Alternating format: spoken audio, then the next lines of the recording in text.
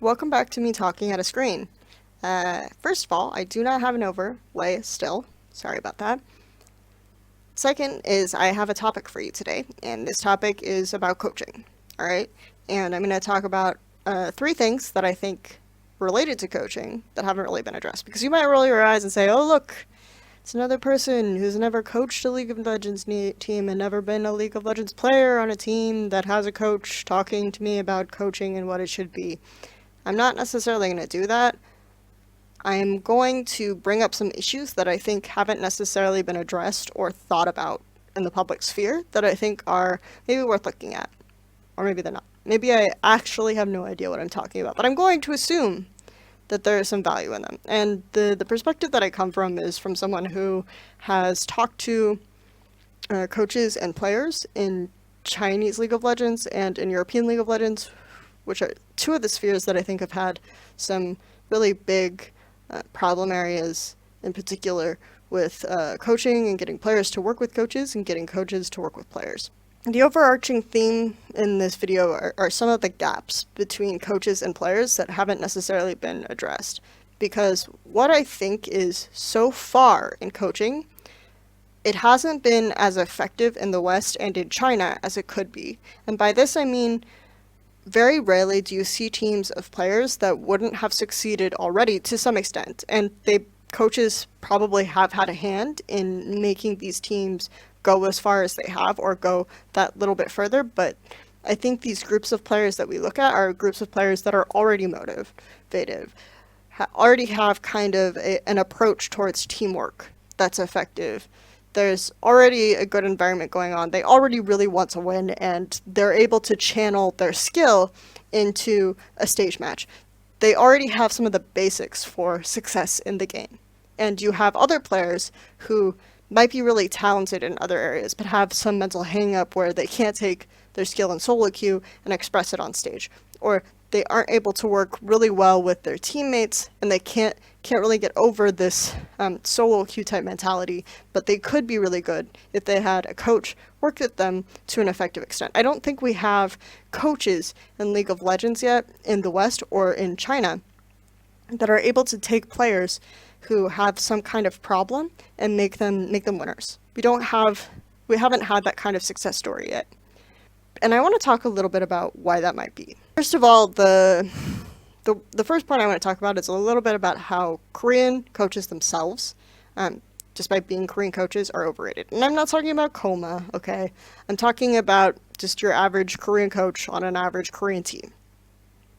And the reason why I think that they're overrated relative to Korean players is that if you take a Korean coach and you take him to China, or you take him to North America, it's very likely that he will not be as successful as a player, right?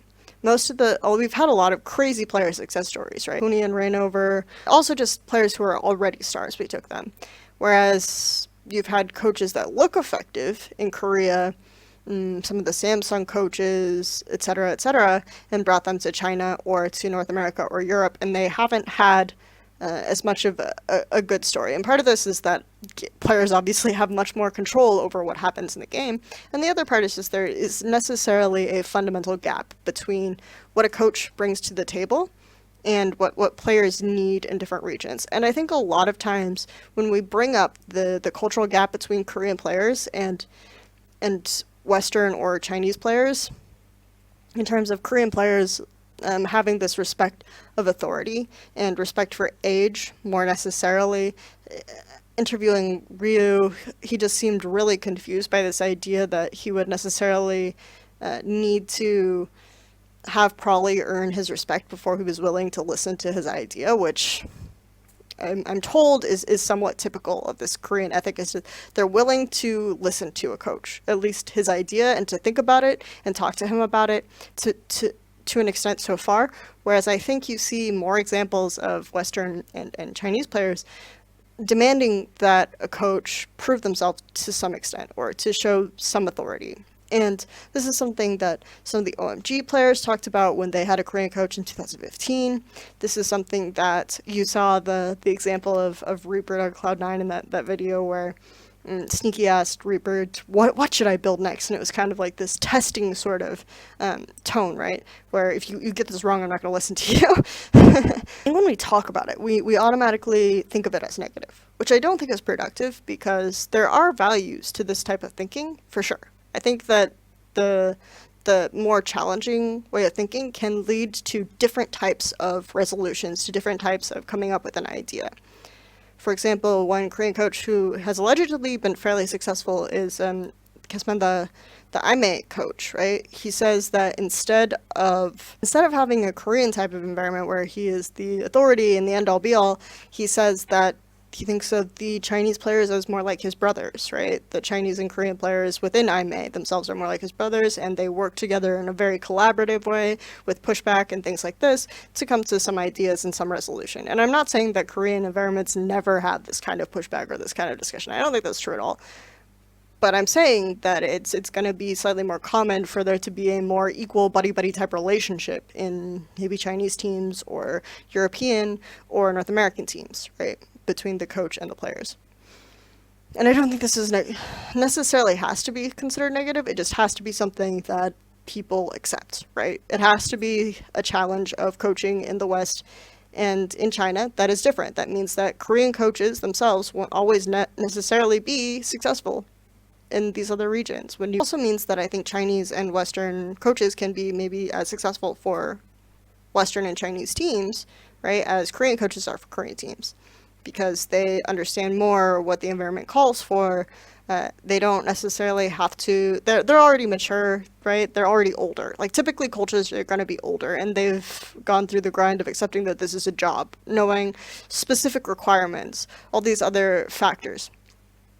So I think that this is something that is sometimes overlooked, is as a coach, or you need to understand that the needs of your players and what your players want from you aren't always going to be the same. So when a Western or Chinese player tells you that you're not effective, he's not telling you that he's uncoachable, right? This concept that SOAS or some other players are uncoachable is frankly ridiculous. What they're not saying that they're refusing to be coached. They're saying that coaches are useless because I haven't yet met a coach that's able to convince me that he has something to bring to the table. And this is kind of my other point, is that coaches really need to listen to and understand what each player needs, because it's not always going to be the same. You may be a really brilliant guy, right? You may have this game figured out. You may be able to map out every decision a player or someone should make from the start of the game, be able to predict all these other aspects. These factors could be something that you could really lend to a team, right? And that could be very valuable to a team, obviously. But you're not going to convince players of that unless you are able to convey this information in a valuable way. If you're able to convince players that the information you have is valuable, this is the most important thing that you can have as a coach.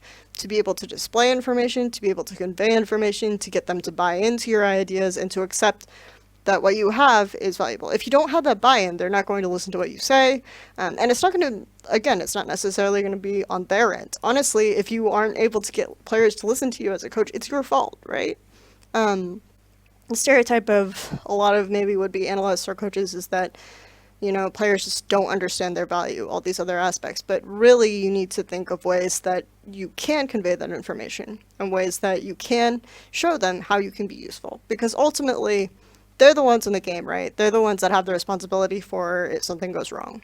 You need to understand that they need to be able to have something from you that they can apply in there.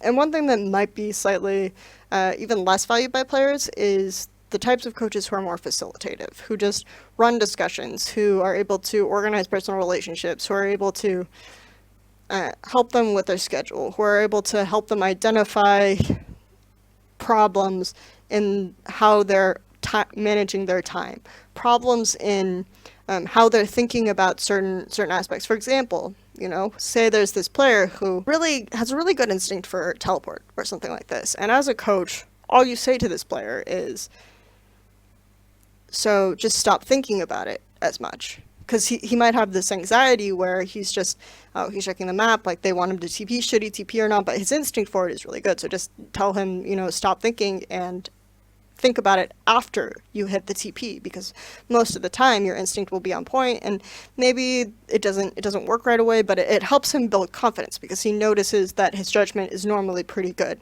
Just this tiny thing can be something that's really effective, and it's not necessarily something that you have to know a lot about the game to help a player with.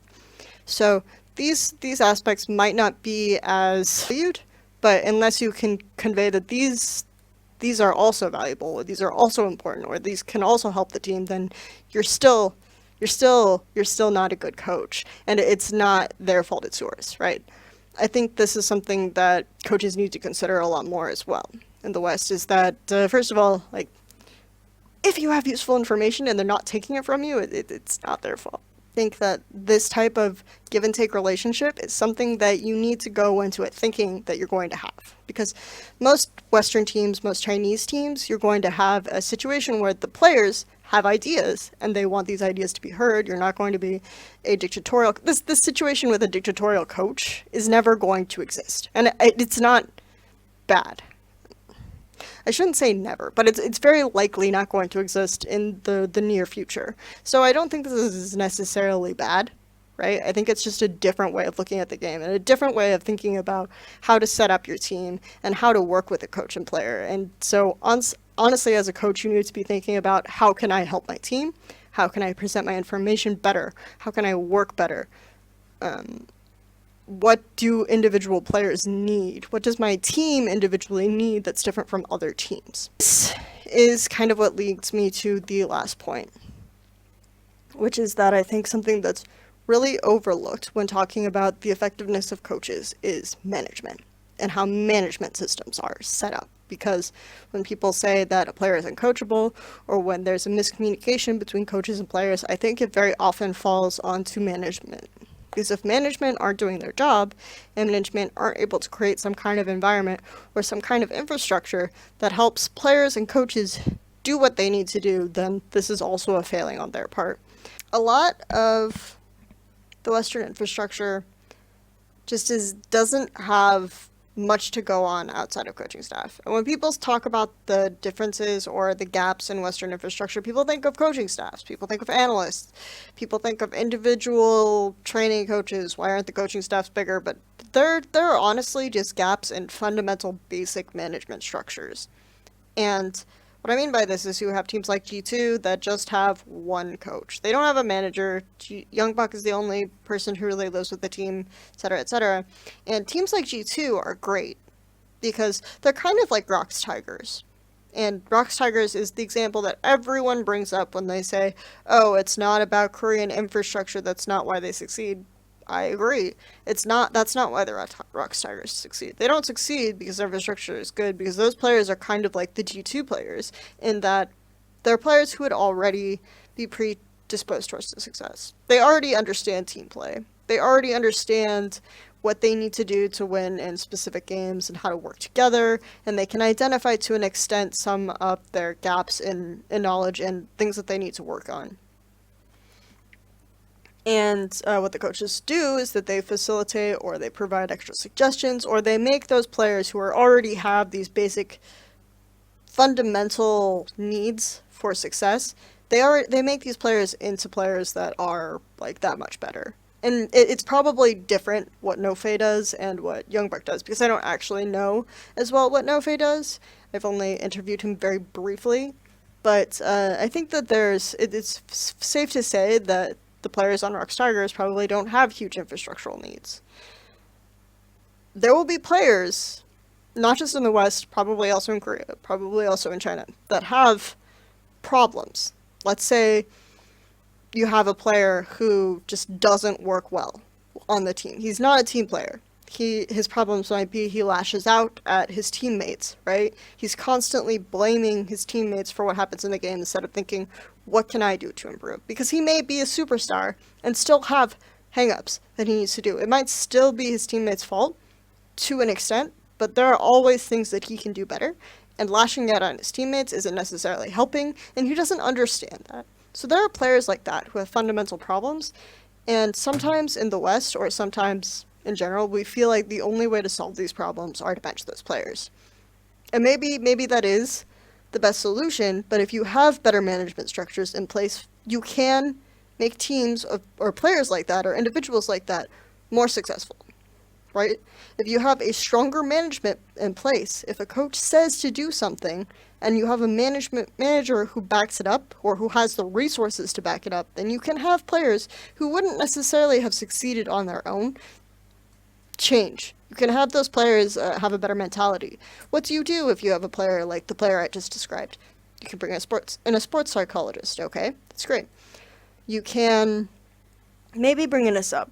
Say if you don't change the way you're thinking, or bring in just another player to play scrims. And so if the scrims turn out to be successful to an extent, then the player can start to think, okay, or if the player is able to notice, my teammates, okay, this guy might not be as good as I am, but my teammates are playing better in this scrim with him than with me. So what is he doing that I can learn from? If you can try to convey this information in some way, then a lot of times you can maybe change this player, or change the way the player is thinking, and make him a more teamwork-oriented player. And this is something that I don't think we have a lot of success stories about. A lot of times we don't have players who benefit from coaching that help them think more about how they can be more of a team player. You don't have coaches who necessarily help players figure out some of these more difficult things about themselves. What we really have right now are team sets like G2 that are succeeding because they already would have. I'm not really sure what the story is with TSM. Maybe the situation is slightly different, and these players benefited a lot from Wild and Green. But at least in most of the teams that I'm aware of in Europe and China that succeed because they already would have. And the coaches probably help them to an extent, to a lot, but they don't take these players with talent who have problems and make them into champions. This isn't something that we necessarily have the resources for right now, and I think management and having a stronger management section in place to give coaches more freedom and more resources to work with these kinds of players is something that is overlooked when we talk about deficits and ways in which coaches are useless. That's pretty much all of my points for now. Things that I've addressed are talking about some of the differences in how we think about Korean coaching environments and Western or Chinese coaching environments. This concept of uncoachable and how I think it's kind of a myth. If you have a player who really wants to win, I don't think and you have something valuable to say to him and to teach him, and you can convey that you have something valuable to teach, you can convey this information and present it, they're not going to be uncoachable. They're going to acknowledge that you have something. If they really, really want to win, they're going to acknowledge that you have something that you can give them.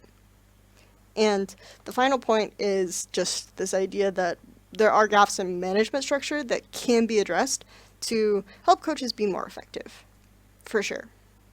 I hope you enjoyed this video and it was at least to some extent useful to watch. If all it does is start some of these conversations on issues that I haven't seen talked about a lot, then that's cool.